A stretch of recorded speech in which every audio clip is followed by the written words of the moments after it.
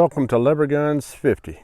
Today we're taking a look at this 1886 Winchester, and we're going to talk a little bit about how I got it. I originally bought this. It was a 4570. I bought it about 21 or 22 years ago, and I always wanted the 5110. So what I did, saved up my money, which was 720 bucks, and I sent it off to Montana Rifleman, which has since gone out of business because they used to make a lot of stuff for Remington.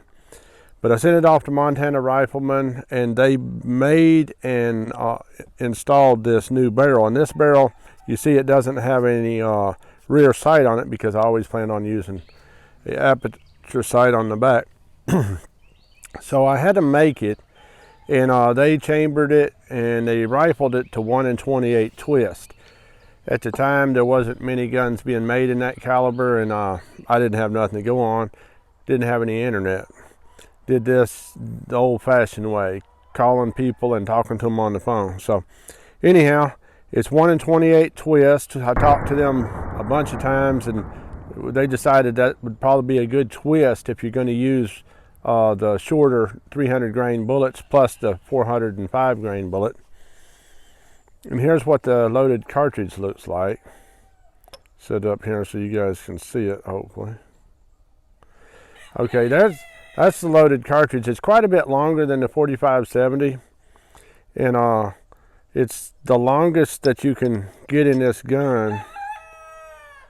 But anyhow, it's I got them to make it. It's a chrome alloyed steel barrel. Of course, this was a Maruku made action and all, and it turned out really good. It's very accurate. I've gotten groups as small as 5/8 inch. So like as far as 5-shot groups, I think 3/4 inch at 100 yards is the best I've gotten. Like I said, that one was a 4-shot group, and I don't remember why I did it, but it's in my notes, and so that's what it says. So anyhow, like if you do 3 shots, you could probably get some that was 1/2 inch, but I've always shot 5-shot groups, and it does really good. I've shot a 500-pound feral hog with it, dropped it dead in its tracks with one of these 405 grain bullet loads like what we got here. And hold on just a second, because when we get through, we're going to shoot this into some water jugs, this right here, and see how it does. And this is a very similar load to what I shot that wild boar with. And yeah, it was 500 pounds, because what we did is our scale wasn't big enough to weigh it all at once. So as we cut it up, we would weigh each, piece. So anyhow, let's see. Right now, the only place you can get to make one of these right here is Turnbull makes them. Turnbull does excellent work, as y'all might know. They do the color case hardened, and they do some really good work. Now, I noticed on their website they don't mention the 5110, but I've called them, or I've not called them. I've talked to them on the internet, and they have told me that they still make it. So if you get a hold of them, if you want them to make you one, just let them know I sent you that way. And also, you can buy your action and have Winchester barrels make you a barrel, and they'll rifle it to whatever rate of twist you want. If you're going to shoot a lot of heavy bullets, you'll want like 1 in 20. If you're going to shoot the lighter bullets, you may want a little bit slower twist. But the faster twist may still stabilize the 300 grain bullets, which is my favorite bullet to shoot. And if you've watched some of my other videos, you see that 300 grain bullet, it'll go up to, it'll produce velocities up to 2,800 and about 50 feet a second. So that's, to me, that's the funnest one to shoot. All we have is whitetail deer around here. It knocks them down even out to, 150 yards with no problem. I mean, it has a point blank range of, like, I think it's 250 yards. So the 300 grain bullet has a point blank range to 255 yards. And that's, like I said, if you have it sighted in 3 inches high at 100, it'll be 3 inches low at 255 yards. So that's some pretty good range. The 400 grain bullet's pretty good too, but like I said, we don't need that much power for white-tailed deer. So this is the most powerful lever action cartridge ever designed, and I say that because this 5110 was designed for the 1886 Winchester, and it'll produce up to and some people shoot it some people have made loads that was a lot more powerful than mine. I only go up to 6,000. Some people go up to like 6,200 or 300. So I'm not going to endorse their loads because I don't know. I don't have any idea what they're using.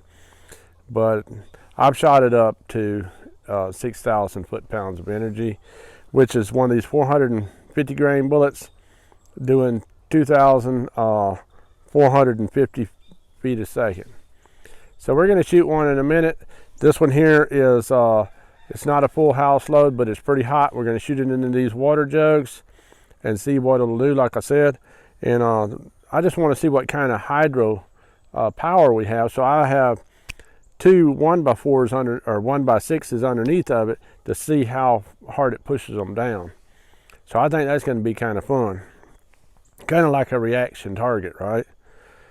So what else can I say about this? I have shot it out to 730 yards and got a 9-inch group with some bullets that was relatively inaccurate, but I was trying to reproduce the kind of the velocity and the power of the Quigley Down Under gun. So all I had is some 500 grain Lee hard cast bullets, and they was getting like, I think they was getting like 2 inches at 100 yards. They wasn't even, you know, the real accurate loads.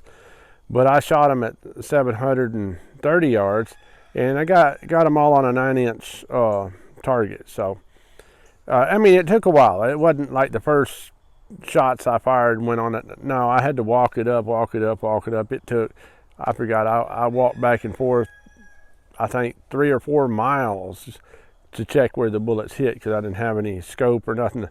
So I'd go up there, but everywhere the bullets struck, because I'd shoot 3, then I'd go check, they was hitting about 9 inches everywhere. They hit all the way up to that until I got them on paper. But anyhow, it's pretty accurate. I'm not saying it's the most accurate gun out there, but it's accurate for what it is, and it's really fun to shoot. It's fun that it has a lot of power. So what else can I say about it? I've taken, I don't know, probably 30 deer with it and that hog, and other than that, I mostly just shoot it for fun on the channel, just so we can have some fun, right? So let's get set up and shoot this thing, and we'll just talk about it a little bit more when I get through shooting it into some water jugs.